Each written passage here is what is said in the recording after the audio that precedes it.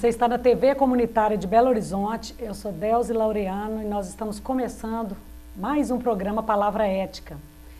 No programa de hoje nós vamos falar sobre mais um direito fundamental, talvez até voltar ao tema, né? Direito à educação. Nós estamos gravando esse programa no mês de outubro, acabamos de comemorar mais um dia dos professores e não tem outro jeito, né? Temos que voltar nosso olhar para o direito à educação e repensar.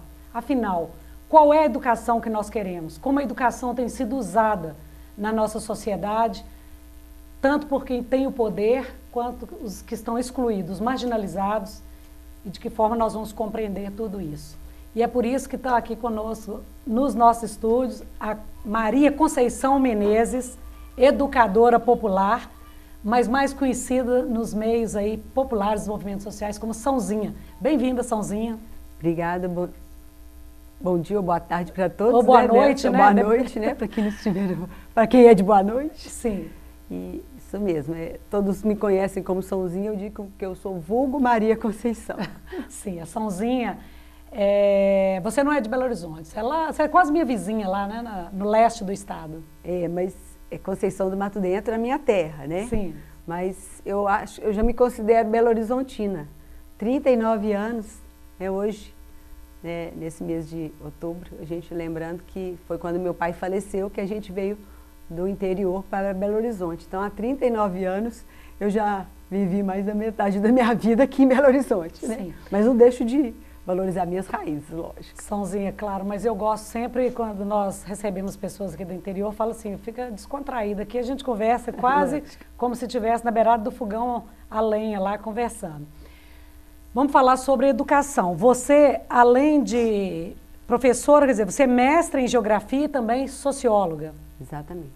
E fiz magistério também, na época que eu mudei para cá. Magistério. Então, você é professora por formação e depois aprofundou aí no campo da sociologia e da geografia. Essa opção pelo magistério, como que ela ocorreu? Por falta de opção, porque toda mulher, mas você não é da idade que toda mulher fazia magistério, não. Você é uma educadora por vocação?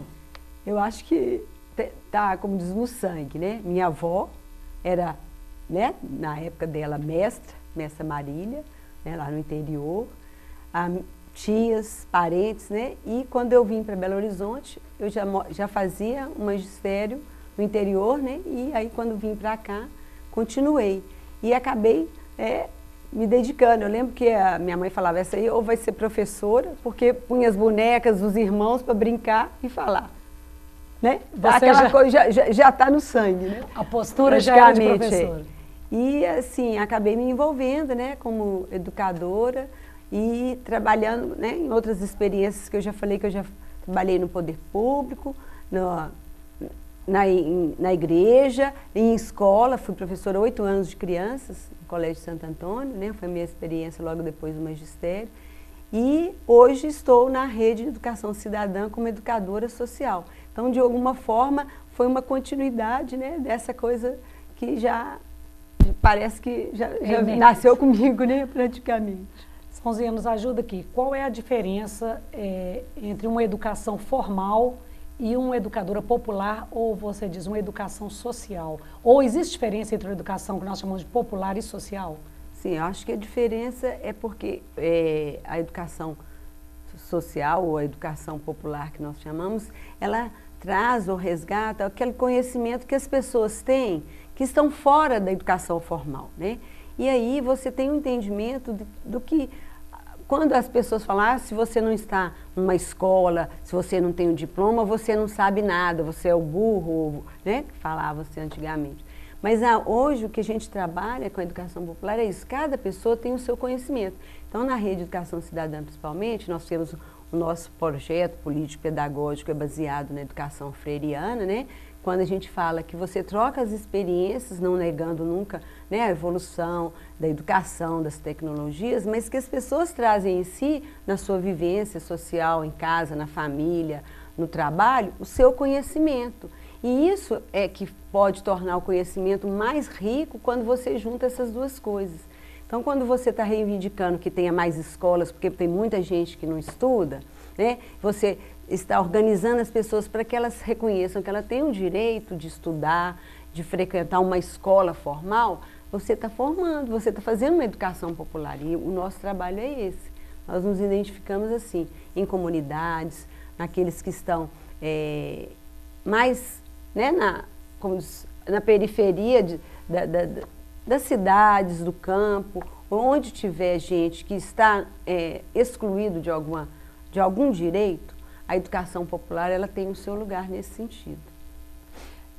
A Recide, quer dizer, uma rede. Rede de Educação Cidadã. De onde que vem o financiamento para esse trabalho? Porque... Sim, é lógico. A gente fala que a gente tem um pé dentro, um pé fora, porque vem Estado. Nasceu com o Frei Beto, na época do Fome Zero, né? Sim. Que a gente seria aquele controle, né? De como seria esse trabalho de combate à miséria, né?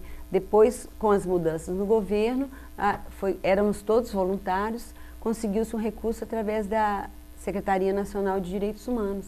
E aí pôde contratar pessoas no Brasil inteiro, a gente é uma rede, né? Por isso que funciona nos 26 estados mais do Distrito Federal, com educadores que já tinham uma trajetória no campo popular, né? Pastorais da igreja, entidades que já faziam trabalho de base e que depois continuaram esse trabalho já agora de uma forma assim, nós temos alguns contratados e temos voluntários em cada estado e a gente se reúne por região, né? Aqui Minas é Sudeste, Espírito Santo, Rio e São Paulo e também temos encontros nacionais, 2 vezes por ano ou 1 vez por ano, depende do planejamento, porque já existe desde 2007 mesmo que tem bem estruturado, começou em 2003, né? E esses educadores estão em entidades, em ONGs, ou mesmo espalhados como voluntários. Sim. E aí a gente atua nas comunidades. O Paulo Freire é interessante, né? Quando a gente percebe que ele é mais conhecido às vezes, fora do Brasil do que aqui no Brasil, reconhecimento dessa educação. Eu penso o seguinte, numa sociedade que é uma supervalorização da mercadoria, de capitalismo, quer dizer, a educação também, ela se volta muito para a técnica, preparar pessoas para dar resultado numa sociedade que quer transformar tudo em mercadoria. Há uma dificuldade para que as pessoas, por exemplo, nas comunidades hoje, e a gente vê, são pessoas que muitas vezes não estão inseridas totalmente neste mundo capitalista, desempregados, pessoas ainda que estão nas comunidades, nas ocupações, lutando por um teto, ou pela questão da terra, pela valorização desse conhecimento não formal. Que você diz, da perspectiva do Paulo Freire, o conhecimento não formal também é valorizado. Há uma dificuldade para que as pessoas que estão que começam a conviver e trabalhar nesse processo educativo, de compreender o que eles sabem e a mensagem de vocês como educação, porque eu imagino que eles também pensam que a educação é aquela formal que vai formar operários para o mercado, não? Quando a gente chega, né, querendo fazer, normalmente a gente não chega, né, trazendo, a gente é convidado de alguma forma, porque alguém conhece, fica sabendo do nosso trabalho, né? Foi assim que eu cheguei na ocupação da Andara, foi assim que eu cheguei nos grupos da agricultura urbana, né, que hoje na região metropolitana já se constitui um grupo organizado, foi assim que eu cheguei lá no Morro Alto, junto com alguns grupos de mulheres, porque a nossa atuação tem um foco, é juventude, né, violência contra a juventude, a discriminação do jovem, né, com mulheres, né, e principalmente naqueles que estão para geração de renda. Então a gente tem muita parceria, faz muitas parcerias, porque a gente chega também, tem outras pessoas fazendo algum trabalho, e aí a gente não quer impor o nosso projeto, né, o nosso trabalho. Aí tem que chegar com muita humildade, não, observador. Eu acho que o que falta em muitos projetos, quando chega, mas todo mundo estava com muita boa vontade em determinada comunidade, a gente saiu, o projeto não andou. Mas por quê? Porque não foi ouvida aquela comunidade, ou não foi construído isso com ela. Então a educação popular, ela resgata isso, né? A partir do seu saber. Então às vezes a gente chega num determinado... Vamos desenvolver um projeto aqui de educação. Aí eles querem, falar, eu vou ter o diploma, né? Então aí ele fala, olha, por quê? O sonho dele é aquela educação formal, exatamente, ideologizada, porque isso garante hoje, né? A gente sabe que sem estudo você não tem um lugar no mercado. Não tem um lugar para disputar o mercado, ele já é uma disputa ferrenha, né? Então, quando você trabalha com essas comunidades, você tem que primeiro, aquilo que agora me fugiu o nome, fala que você tem que desenvolver a escutatória, né? Para poder depois você, Rubem Alves, né? Trazer isso para trabalhar junto, porque quando você acredita que a pessoa, ela sente que ela também faz parte daquilo, é um outro processo, né? Educativo. E aí quando você percebe às vezes, olha, aqui tem um monte de gente analfabeto, por exemplo, né? Que é uma parceria que tem com o Mova Brasil, que é de alfabetização de adultos.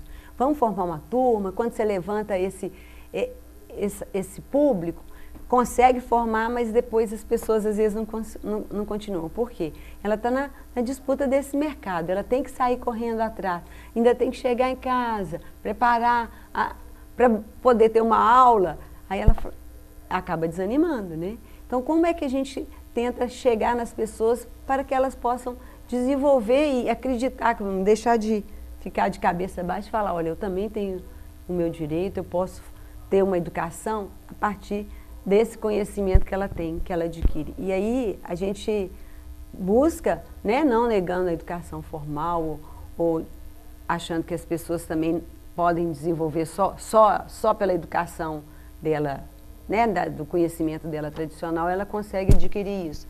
Mas a gente trabalha para que eles entendam que eles também têm direito e aí, nesse sentido, é que o nosso papel é mais de estar ajudando nessa organização, deles se entender enquanto sujeito, fazendo parte para disputar isso, infelizmente. Né? Até que as mudanças aconteçam.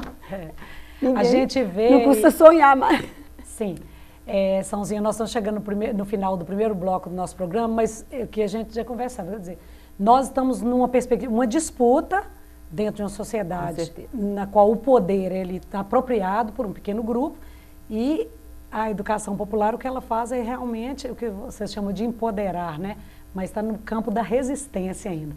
Nós então vamos para o intervalo e no próximo bloco nós vamos continuar aqui a nossa conversa com a Maria Conceição Menezes, que é uma educadora social e também mestre em geografia e trabalha com sociologia urbana. Espere um minutinho, nós voltamos.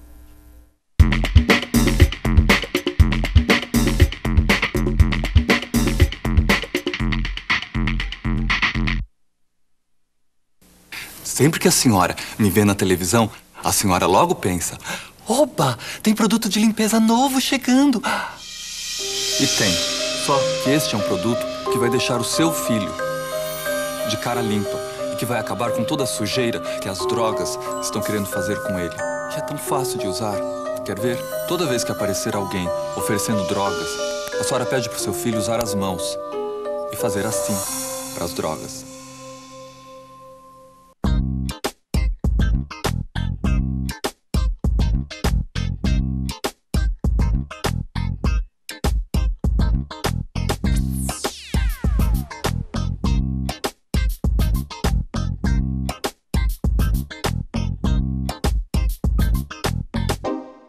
Socorro, não estou sentindo nada. Não vai dar mais pra chorar, nem pra rir. Socorro, alguém me dê um coração, que esse já não bate, nem apanha. Por favor, uma ajuda pequena, qualquer coisa que se faça, um aviso, um telefonema.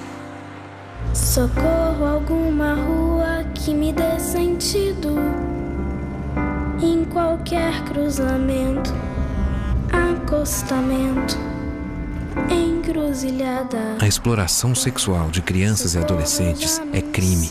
Se você presenciar qualquer ato desse tipo, denuncie. A ligação é sigilosa e gratuita. Com a sua ajuda, podemos mudar o destino de muitas crianças.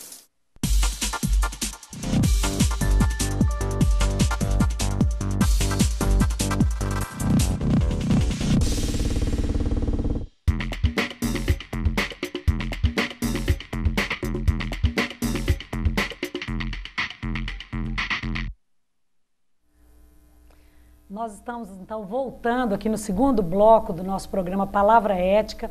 Hoje nós estamos falando sobre educação, estamos gravando esse programa aqui no mês de outubro, né, comemorando o Dia dos Professores, das Professoras, e é uma mestra, uma professora que está aqui conosco nos estúdios, a Maria Conceição Menezes, e ela, né, conhecida por todos aí dos movimentos sociais em Belo Horizonte como Sãozinha. Sãozinha, além de professora, ainda é casada com um professor, grande professor também da FAI, né? Professor Antônio Júlio. E, quer dizer, em casa, eu imagino que vocês falam muito também sobre educação, né, Sãozinha? O tempo todo, quase. E somando força. Sãozinha, vamos falar, porque eu costumo dizer o seguinte, televisão, normalmente nós vemos muitas notícias ruins. E aqui nós nos comprometemos a fazer a crítica, claro, contra-hegemônica, mas também nós damos notícia boa.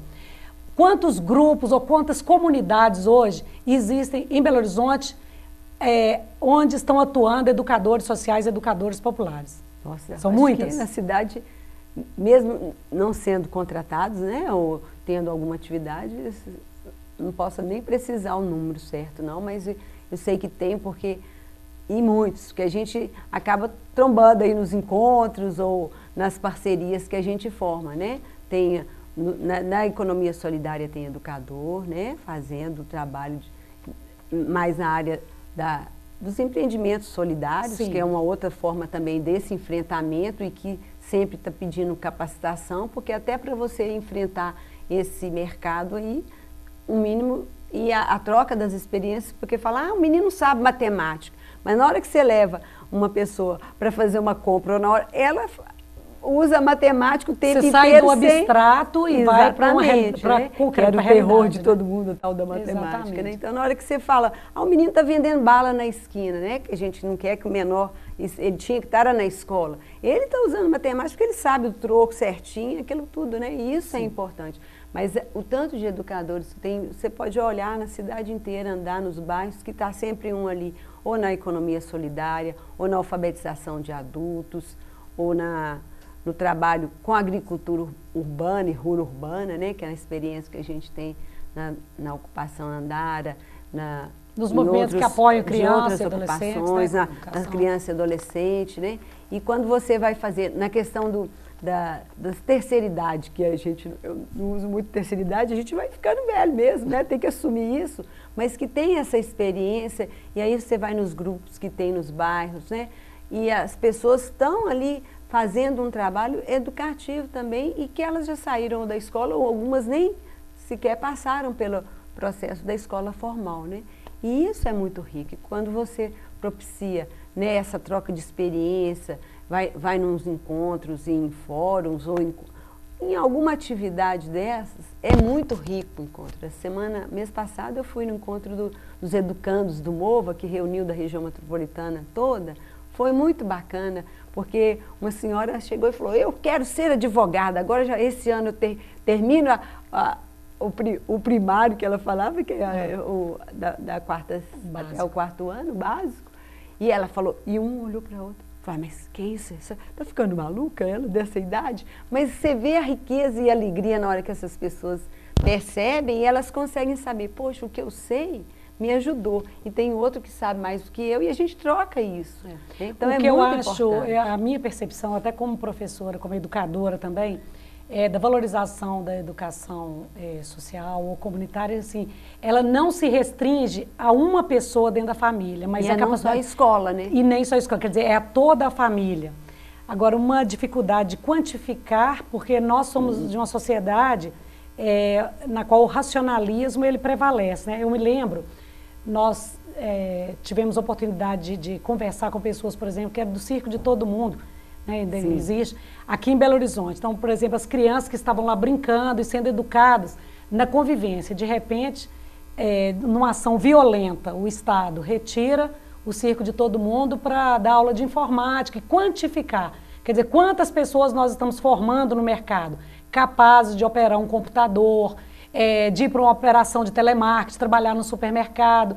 Então, às vezes, as famílias, elas entendem como educação essa capacitação para o mercado, quando, na realidade, há uma perda muito grande e até da renda mesmo, porque quando as famílias, elas aprendem a cuidar das casas, a desenvolver uma outra forma de de oferir renda também é um ganho muito grande, não? Exatamente.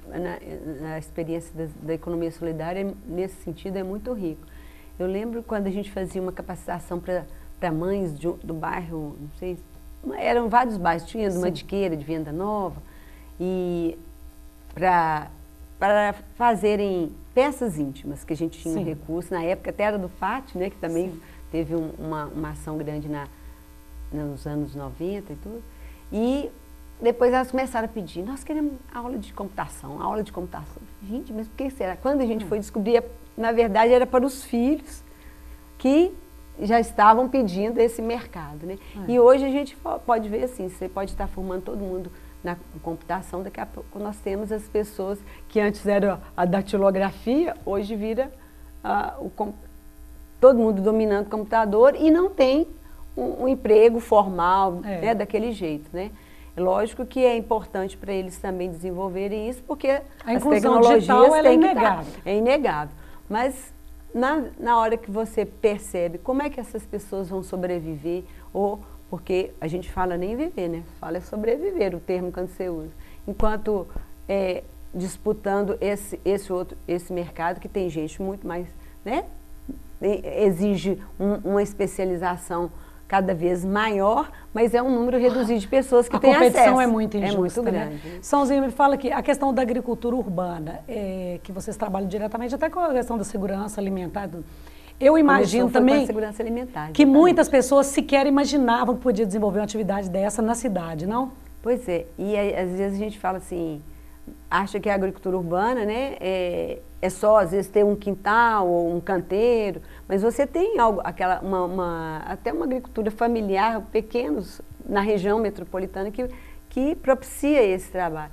E na cidade, pode saber, onde tem uma casa, deve ter alguma horta, ou alguém produzindo alguma coisa, e que hoje, né, nós já temos o último encontro que nós tivemos foram umas 30 pessoas de grupos diferentes desenvolvendo esse trabalho da agricultura que a gente fala agricultura urbana, porque a pessoa está resgatando alguma coisa que ela veio lá do interior, né? Hoje a maioria das pessoas estão na cidade. Aproxima as pessoas. Aproxima e você, assim, nós já estamos chegando alimentares, né, mais saudáveis. E nós estamos chegando agora as pessoas assim, quantificar, olha, o que você deixou de gastar, né, com o que você colhe no seu quintal, nem que seja uma coisa pequena.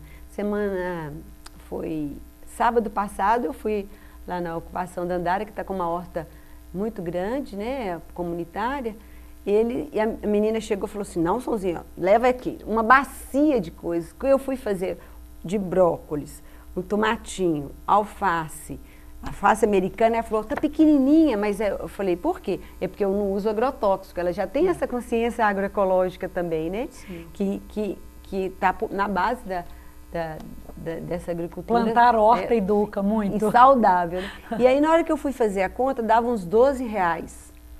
Só aquela bacia que ela me deu. Quer dizer, se eu for fazer a conta, com esses R$12, ela poderia estar comprando outras coisas, ou eu mesmo deixo de comprar, né? E economizo, se você fizer a conta, R$12 por semana que você economiza, olha o que ela poderia estar ganhando, comprando em outras coisas que ela não, né? Mais saudáveis, que ela não produz no quintal dela. Então, isso é muito importante para a gente ver que, na hora que você está falando de agricultura urbana, você não está falando uma coisa assim, do que falava dos ambientalistas de antigamente, né? Que a gente vinha, só quer cuidar de pássaro e bicho, proteger. Não é, você está cuidando também da sua saúde e também a cidade, né? Acho que nesses encontros que a gente também faz e vai visitar as experiências lá no Baixo Onça, no Jardim Produtivo no Barreiro, que foi uma iniciativa junto com a prefeitura em parceria, né? Ou lá no Cafezal, com o seu Durval Lima lá, você vê a alegria que ele fala na hora que está separando, olha, essa semente aqui, esse feijão, fui eu que plantei e colhi aqui, né? E ela está boa, com garantia, você pode levar e plantar, né? Essa planta medicinal, que é o grupo também que tem lá no Alto Veracruz, que o pessoal já está fazendo as suas pomadas, os seus produtos lá com a tantinha, né? a Tantinha e Fernanda já estiveram aqui nesse programa, e que são pessoas que resgataram a sua vida assim, a partir dessa produção e desse trabalho, né, que fora da educação formal, e que hoje eles se veem frente a enfrentar ou até mesmo participar aí em outros grupos, um outro mercado diferente do que esse só de disputa. Sim. Ô, Sãozinha, você falou da ocupação da Andara. Essa ocupação da Andara, ela é importante, ou nem essa não é própria, a ocupação da Andara, me corrigi aqui. Ela é importante não apenas em Belo Horizonte, mas eu acho que sem sombra de dúvida, podemos dizer, talvez seja a ocupação mais importante, ou a comunidade mais importante no Brasil hoje, né, da Andara, pelo número de pessoas e o nível de organização. E partindo de outra premissa, que diz que o educador não é aquele que ensina, mas que aprende. Além dessa questão da horta comunitária, hoje, como educadora social, o que você mais aprendeu com a Dandara e que você hoje, neste mês de outubro, como essa experiência da educação como um valor social, que você deixaria aqui para nós, em 1 minuto, aí no finalzinho do nosso programa? Eu falo que depois que eu passei a participar, né, com a comunidade lá, eu já não durmo do mesmo jeito, né, e acordo do outro dia. Então, acho que o aprendizado lá foi muito grande, né, desde uma criança que chega e você percebe o tanto que ela, né, é frágil e como que a gente tem que buscar políticas públicas e os direitos dessa criança, até a dona Naná, que está lá, né, enfrentando todo dia aquilo que eu escutei mais cedo da menina da Mariana ali, né? Nesse dia a dia, nesse enfrentamento, porque eu vou lá, participo das reuniões com ele, a gente constrói junto o projeto deles, mas na hora depois eu vou embora para casa, eles é que ficam ali enfrentando a poeira, né? Os problemas advindos de uma situação, né? que os levou a ocupar aquele espaço e que, por direito, né, a gente tem que entender que a cidade é para todos, né, e para todas, e que nós temos que estar enfrentando isso de uma forma bem clara, né, mostrando, olha, nós estamos aqui, nós somos pessoas, né, e que nós fazemos parte e construímos essa cidade junto. Temos escola formal, mas temos a escola da vida que nos ensina e também temos participação para a construção dessa cidade. Não temos que ser esquecidos. Né? Você dizia ainda há pouco, né, no artigo do Nizam Guanães, né? Quer dizer, eu acho que quem mais tem que ser educado é exatamente nossas elites, né, que não compreenderam ainda dessa necessidade de alargar todos esses espaços democráticos, né, na nossa sociedade. Uma criança que está desprotegida é a sociedade inteira que está desprotegida, né? Então vamos aproveitar esse programa, deixar uma mensagem aqui de estímulo a todos os educadores, né, tão desvalorizados. Você fala que um educador infantil, quando você olha a desvalorização, a gente nem sabe por que educam nossos filhos, né? E a gente também nessa troca, tem que ser uma troca, né, em todos os setores. Mas, enfim, deixamos aqui os nossos cumprimentos aos professores e queremos também agradecer a você, Sãozinha, que veio dar essa contribuição aqui, nos ensinar um pouco sobre educação e educação social. Também agradecer aqui a nossa equipe da TV Comunitária e principalmente os nossos telespectadores que nos incentivam para continuar realizando esse trabalho aqui na TV Comunitária. Muito obrigada.